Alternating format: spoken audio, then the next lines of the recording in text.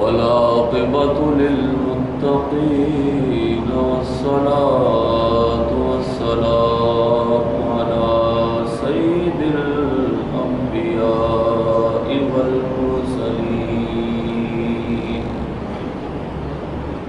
وعلى آله وأصحابه أجمعين. أما بعد فأعوذ بالله السميع العليم العظيم من الشيطان اللعين الرجيم. بسم الله الرحمن الرحيم. فإذا قضيتم الصلاة فاذكروا الله قياما وقعودا وعلى جنوبهم. آمنت بالله صدق الله مولانا العظيم وصدق رسوله النبي الكريم الأمين. يا رسول الله انظر حالنا، يا حبيب الله اسمع قالنا.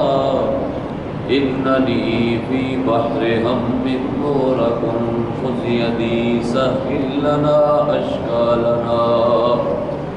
يا رسول الله انظر حالنا، يا حبيب الله اسمع قالنا.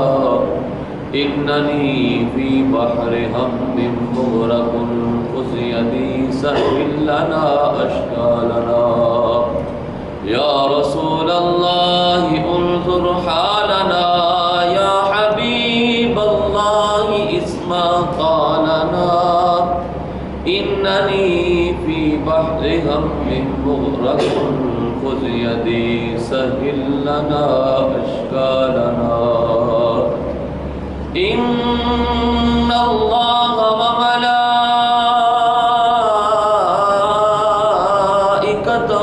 يصلون على النبي.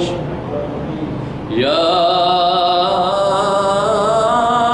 أيها الذين آمنوا صلوا عليه وسلموا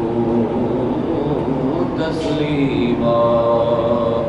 اللهم صل على سيدنا ومولانا محمد وعلى آل سيدنا ومولانا محمد وبارك وسلم.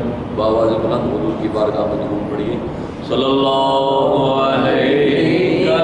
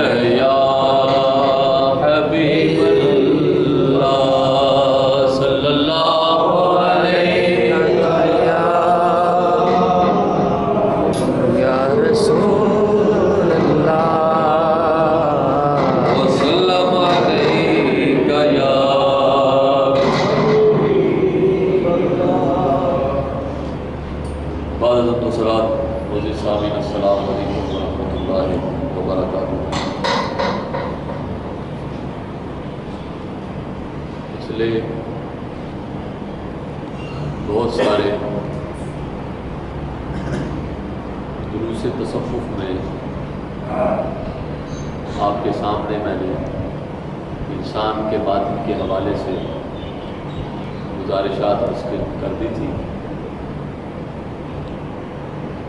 اور وہی موضوع آج انشاءاللہ کوشش کر رہا ہوں کہ مکمل ہو جائے تاکہ ہم اگلے موضوع کو شروع کر سکیں. جو دروس تصوف میں آپ کو دے چکا ہوں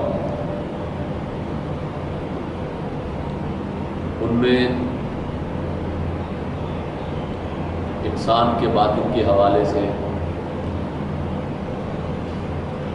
جو بھی صوفیاء کے اقوال ہیں، اور پچھلے چند دروس کے اندر میں نے قرآن مجید اور احادیث طیبات سے باطن کے حوالے سے اور باطن کے اذکار کے حوالے سے آپ کے سامنے گفتگو کی تھی، اور یہ بھی بتا چکا ہوں کہ انسان کے باطن کے اندر جس طرح ایک ظاہری جسم ہے، انسان کے باطن میں بھی بہت سارے اجسام ہیں۔ یہ اجسام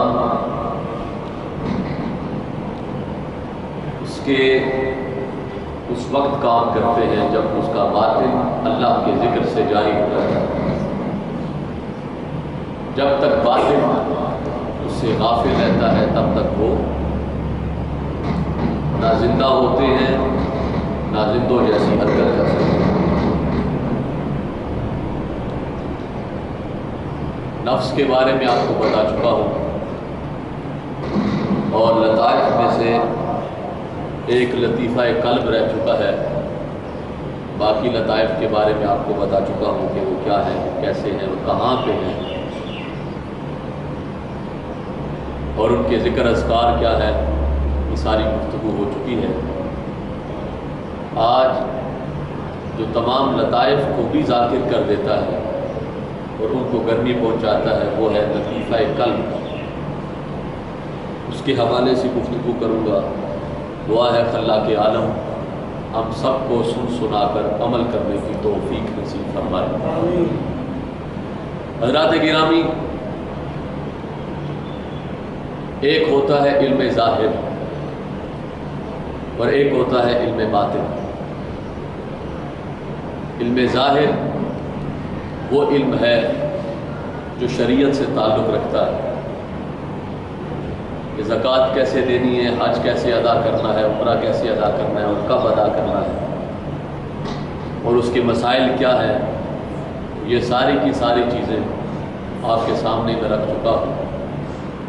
اور ایک ہوتا ہے علم باطن۔ علم باطن کتابوں سے نہیں ملتا ہے۔ علم باطن کسی مولوی کے پاس بیٹھنے سے نہیں ملتا۔ علم باطن آپ کو مدرسوں سے نہیں ملے گا۔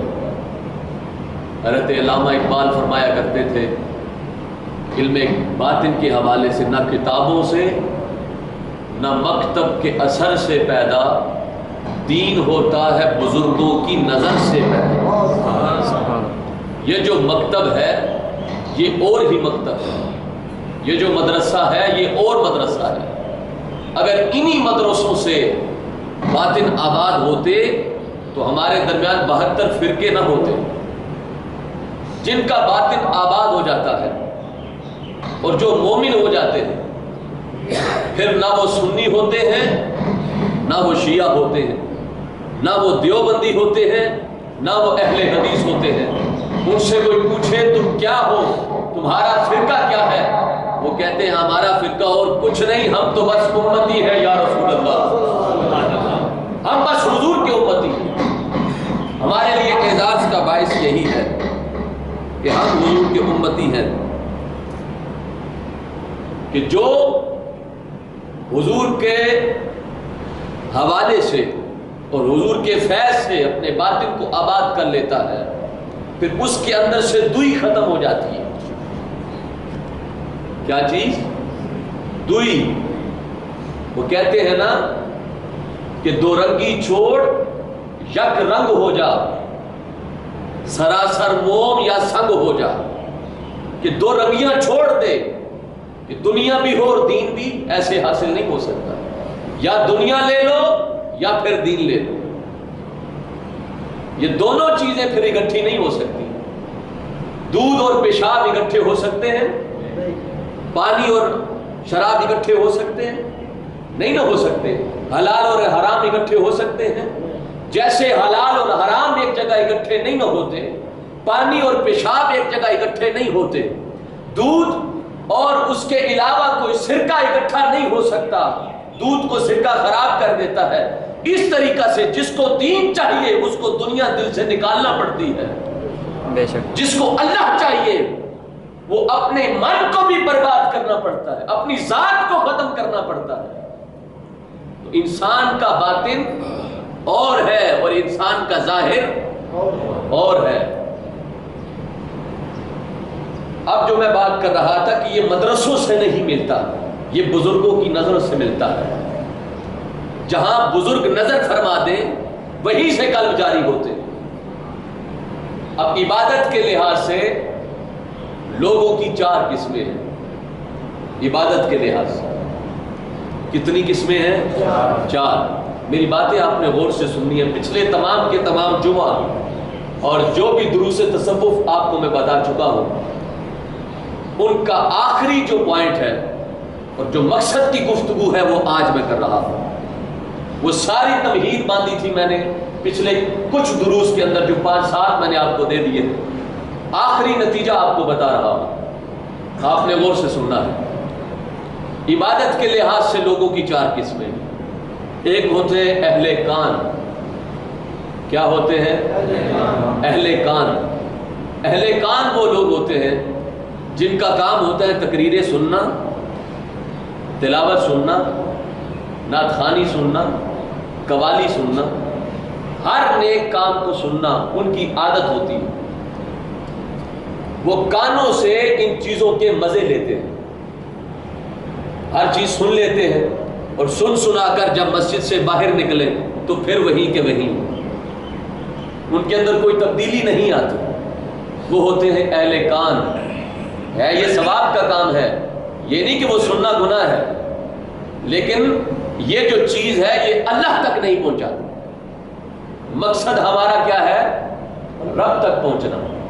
وما خلقت الجن والانس الا لیعبدون۔ اللہ نے فرمایا کہ انسان و جن کو اللہ نے صرف عبادت کے لیے پیدا کیا ہے۔ کس کے لیے؟ ہم تو کھانا بھی کھاتے